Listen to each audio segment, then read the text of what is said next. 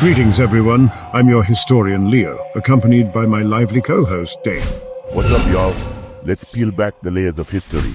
Today, we're journeying into the shadowy realms of witchcraft, specifically focusing on the eerily strange tales of children who were accused of these cryptic practices.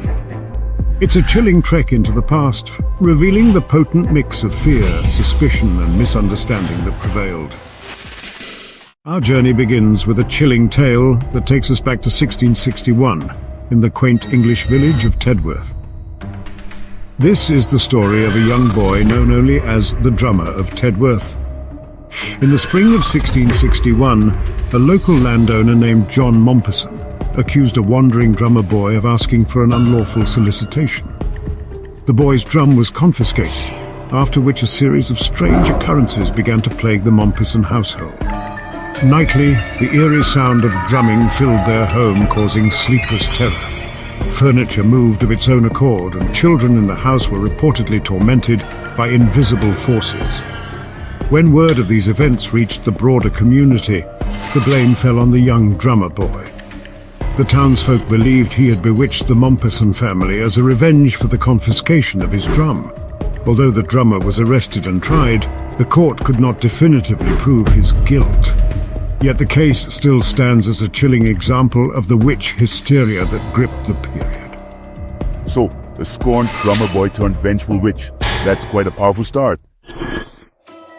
Indeed, Dave. Next, we travel to the year 1692 in Salem Village, Massachusetts. The peaceful town became the epicenter of a terrifying witch hunt, with several young girls playing key roles. In January 1692, two girls, Elizabeth Parris and Abigail William, began to display strange and unsettling behavior. They contorted in pain, made odd sounds, and claimed to be pricked by pins. Dr. William Griggs diagnosed the children as victims of witchcraft, and this sparked a wave of hysteria that would grip the entire village. The girls were pressured to identify their tormentors, and they accused 3 women, including Tituba, an enslaved woman of Caribbean descent. Tituba confessed to witchcraft, which only fueled the panic.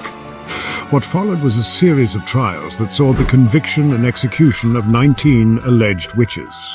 Yet it was the accusations from children, especially during trials, that added an eerie dimension to these events. The touch test, for example, became a key part of the witch trial proceedings. It was believed that a victim of witchcraft would have a specific reaction, like a sudden cessation of their fits when touched by their witch. It's chilling to think how these children were at the epicenter of such a significant historical event. Imagine the terror they must have felt. Unsettling journey takes us next to France, specifically the Gascony region in the year 1603. This is where we encounter Jean Grenier, a young boy with a tale so strange and horrifying that it's hard to believe it involves a child barely into his adolescence. Jean Grenier wasn't just any ordinary boy. By his own admission, he was a werewolf, a lycanthrope. According to the accounts of the time, Grenier terrorized the region, claiming to transform into a wolf and hunt for children in the dark of night. His tales involved attending witches' sabbaths and partaking in the consumption of human flesh, specifically that of young girls. Interestingly, Jean was not secretive about his supposed supernatural capabilities. He often boasted about his horrific deeds to whoever would listen, drawing attention from both frightened locals and curious authorities. When Jean was finally brought to trial, he calmly detailed his transformations and murderous deeds, showing no sign of remorse or fear. After listening to Jean's unsettling tales and testimonies from the victims' families, the court was left in a difficult position. Was Jean Grenier truly a supernatural creature of the night?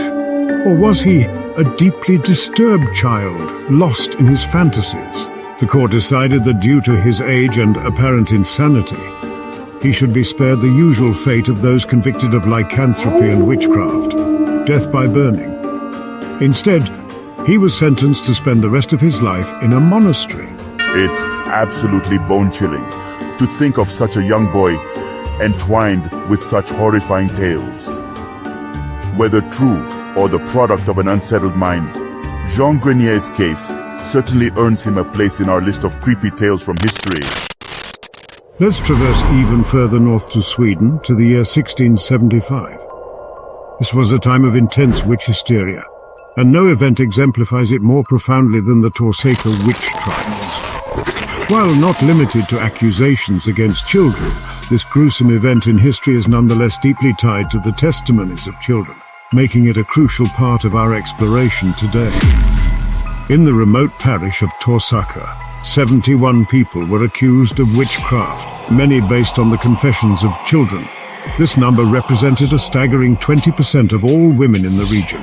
The origin of this mass hysteria was seemingly innocent, a group of children playing a game. However, this game involved pretending to be ridden by the devil to a witch's sabbath, and the children's innocent play acting soon spiraled into something far darker.